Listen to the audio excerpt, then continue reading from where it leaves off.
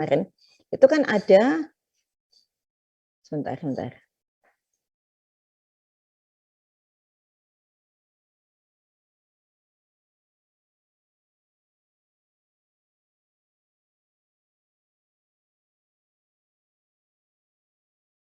Oke, saya lanjutkan.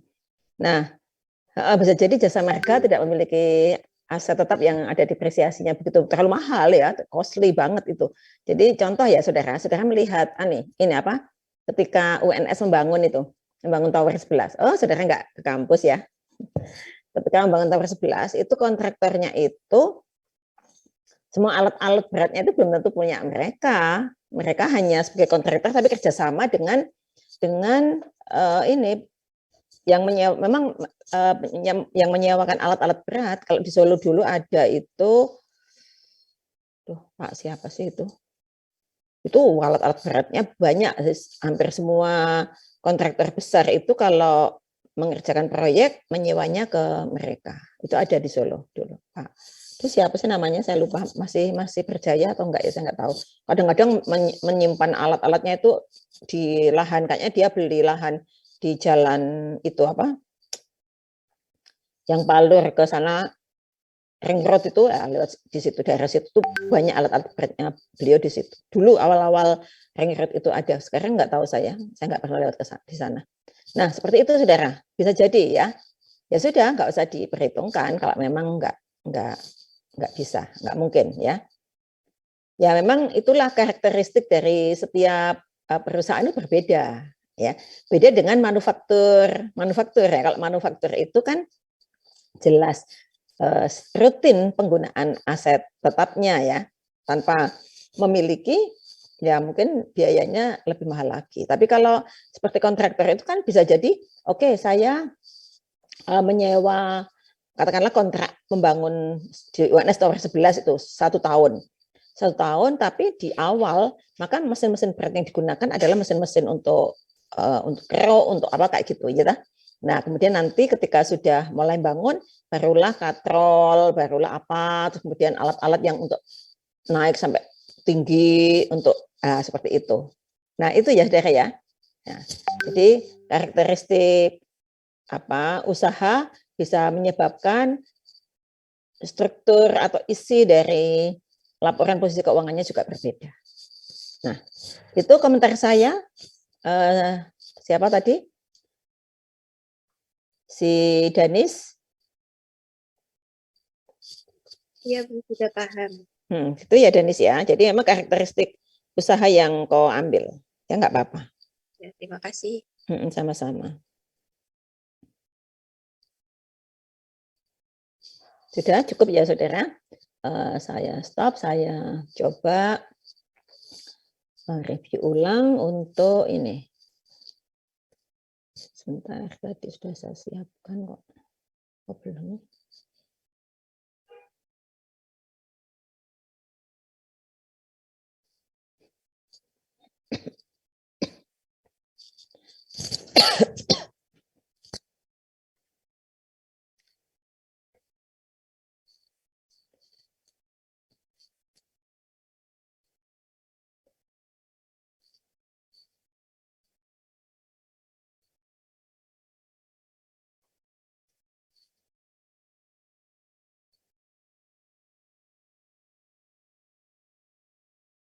Nah, saudara,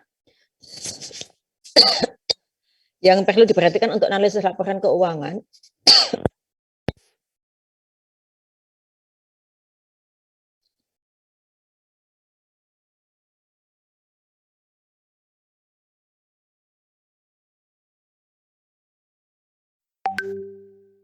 nah ini, tujuannya adalah yang utama adalah untuk mengukur kinerja keuangan perusahaan, ya. Sehingga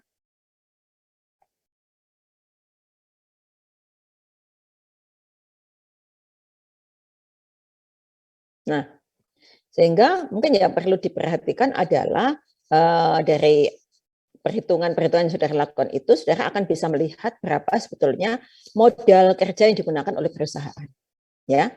Kemudian bagaimana bauran hutang atau ekuitas, ya. Ini tugas yang sebelumnya ya saudara ya. sudah saudara lakukan. Kemudian pengukuran arus kas bebasnya bagaimana, ya. Kemudian juga sebentar, ini yang utama ini sebentar kemarin.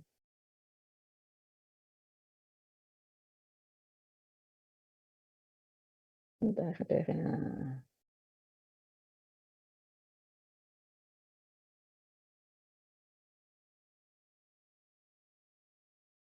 Aduh, ini bukan materi saudara. Nah, ini. Saudara kemarin ada di sini. Sehingga saudara akan mengetahui bagaimana sebenarnya rasio keuangan yang akan dipakai sebagai ukuran kinerja perusahaan. Salah satunya adalah bagaimana likuiditas perusahaan. Seberapa likuidkah perusahaan itu? Ya. Nah, saudara sudah bisa menemukan. Nah, jika laporan keuangan yang saudara dapatkan adalah 2 tahun, maka saudara paling tidak bisa melihat perbandingan dari tahun ke tahun. Ya itu.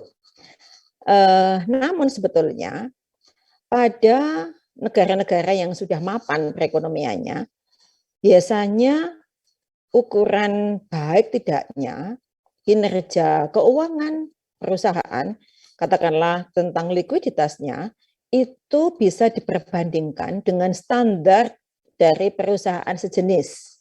Ya, sayangnya di Indonesia belum ada.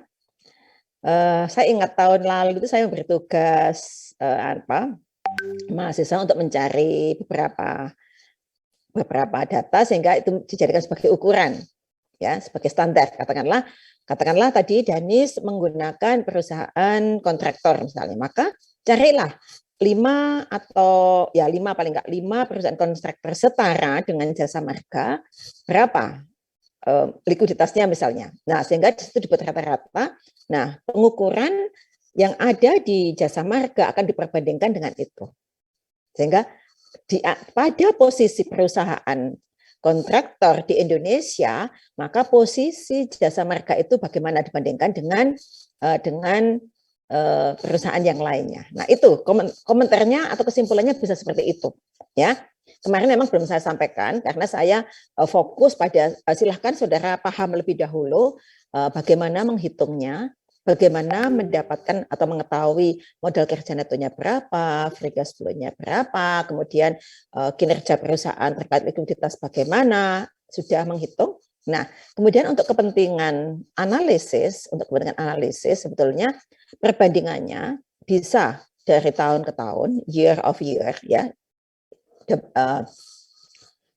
Year of year dari tahun ke tahun, bisa juga dari perusahaan diperbandingkan dengan standar. Ya, standarnya bisa kita buat dalam hal ini standar dari perusahaan-perusahaan sejenis. Sehingga bisa diperbandingkan, comparable antara perusahaan yang saudara analisis dengan perusahaan-perusahaan sejenis yang ada di Indonesia dengan tingkatan bisnis yang relatif sama, tentu saja jangan yang kecil dengan yang besar tidak comparable kalau seperti itu. Yang setara ya. Kalau jasa marga itu mungkin setara dengan jasa marga itu BUMN ya. Setara dengan apa itu yang gede itu? Yang bagus itu loh mesti.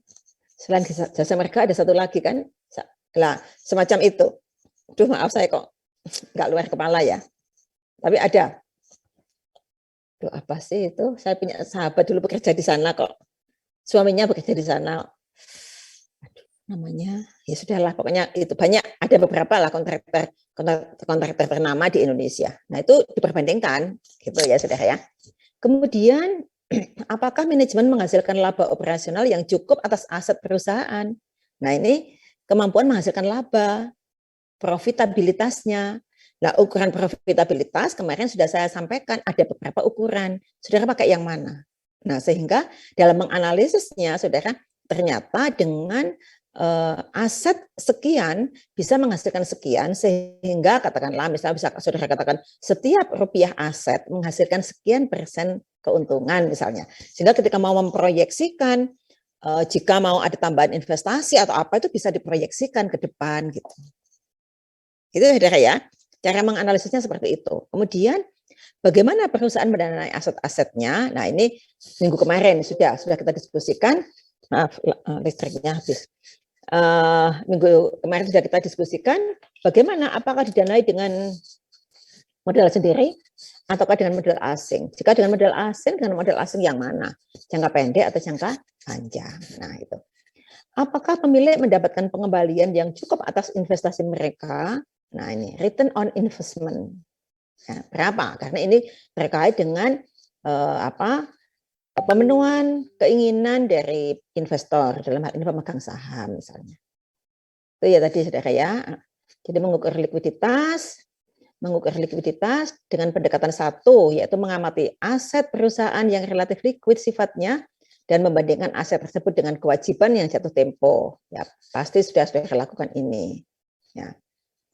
Nah, pendekatan ini juga berarti mengukur solvabilitas, kemampuan memenuhi semua kewajiban. Nah, sehingga ada juga pendekatan likuiditas yang kedua, yaitu hanya quick asset saja yang dihitung, yang sangat lancar saja, ya, dengan kewajiban dibandingkan dengan kewajiban-kewajiban yang harus dipenuhi. Nah, sehingga ada rasio lancar, karena rasio tadi ya sebetulnya yang ini bisa juga digunakan untuk menghitung likuiditas dan juga solvabilitas. Dan yang berikutnya ada rasio acid test, ya, atau acid test rasio. Jadi hanya aset lancar dikurangi persediaan. Karena apa? Asumsinya persediaan itu tidak terlalu lancar, karena persediaan itu kalau untuk perusahaan manufaktur masih melalui proses yang agak panjang. Prosesnya apa? Nah, ini persediaan apa dulu? Persediaan bahan baku misalnya masih memerlukan tahapan produksi, memerlukan tahapan nanti akan jadi persediaan bahan produk jadi maksudnya, kemudian penjualan. Nah, di penjualan pun kalau penjualan tunai, kalau penjualan kredit maka butuh waktu lebih panjang lagi. Sebentar lagi kita akan belajar tentang ini, saudara. Jadi umur atau terikatnya satu modal kerja pada suatu aset itu seperti apa? Sebentar lagi kita akan belajar tentang itu. Ini saya review ulang tentang kemarin. Kemudian, oke, ini nanti saja, nanti akan ketemu lagi. Ini juga nanti, sebentar. Ini juga, sebentar. Nah, apakah manajemen mengumpulkan laba operasi yang cukup atas aset perusahaan? Nah, di sini kita bisa melihat dengan pengukuran tingkat pengembalian investasi dari pendapatan, operating income return on investment, ya, atau return on investment, ya. Kalau operating income jelas dari modal laba operasi ya, saudara, ya, pendapatan operasi. Karena pendapatan itu bisa pendapatan operasi, bisa pendapatan di luar usaha. Nah ini laba operasi dibagi dengan total aset sebetulnya. Ya. Ini hilangkan aja. Karena ini saya ambil dari DuPont. Setelah pengembangan analisis itu menjadi ada analisis DuPont yang semuanya saling terkait sebetulnya. Tapi saudara tidak saya ajarkan itu. Pusing nanti. Yang penting ini aja dulu. Ya, itu nanti. Nah, margin laba operasi dibagi penjualan. Ini nanti lagi. Sebentar, ini nanti di manajemen modal kerja. Nah, ini return on asset. Ya, indikator profitabilitas yang berikutnya adalah perusahaan dapat juga mengukurnya dengan pengembalian atas aset. Asetnya berapa, returnnya berapa. Nah, ya.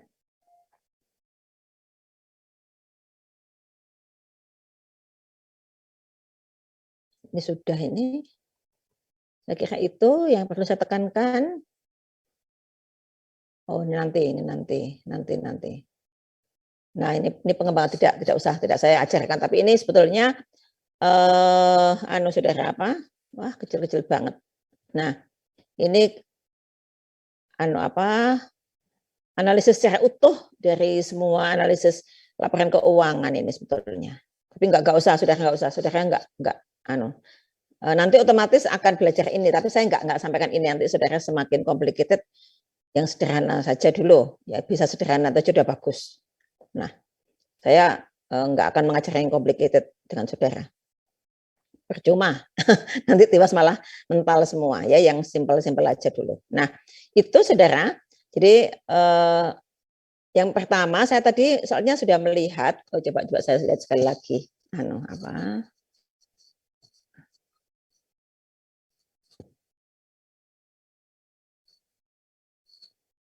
Oh, saya tahu sebentar ini.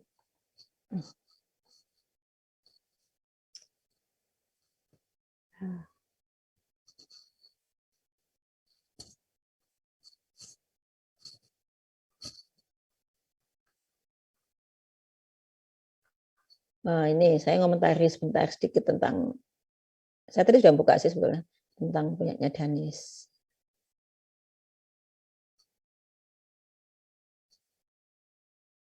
Nah, ini hanya menghitung saja. Loh, profit margin-nya.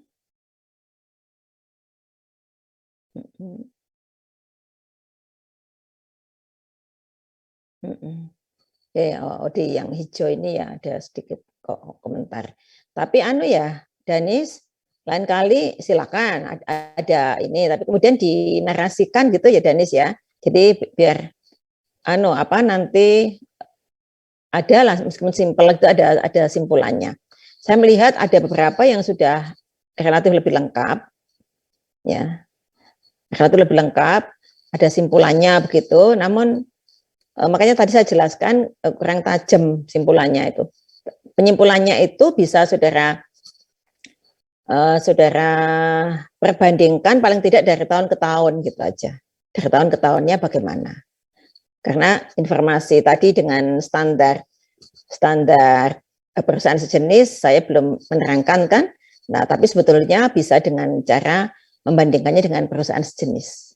Ya, tapi nggak apa-apa. Yang penting saja, saudara ini sudah memberikan komentar sehingga memberikan pemahaman bahwa katakanlah untuk profitabilitas misalnya setiap rupiah aset atau setiap rupiah aset lancar atau apapun bisa menghasilkan laba sekian, atau setiap kali rupiah penjualan menghasilkan laba operasional sekian misalnya, atau margin laba kotor misalnya. Nah, seperti itu. Nah, ke depan analisis yang semacam itu ya lebih spesifik ke masing-masing akun itu akan selalu dilakukan pada manajemen keuangan ini. Itu ya saudara ya. Nah, selanjutnya saya akan melanjutkan materi kita, yaitu manajemen modal kerja khusus untuk kas hari ini.